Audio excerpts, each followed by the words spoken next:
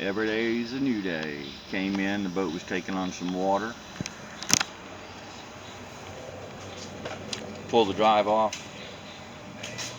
U-joint looks pretty good. Got some rust right there.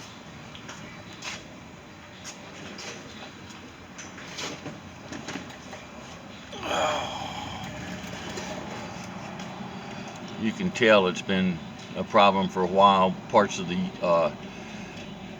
gimbal bearing are inside the bellows in pieces, and it's rusted.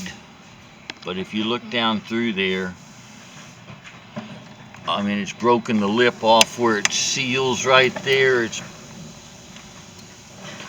right there. That's the lip that it seals on. It's been rubbing there. So it's been making a lot of noise for a while. I guess that's part of the bearing or part of the transom assembly itself. There's a part of the transom assembly.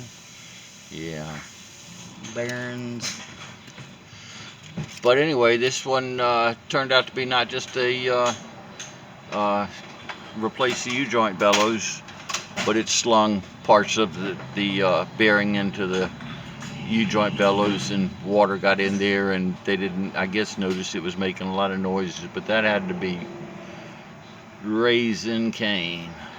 But here we are today.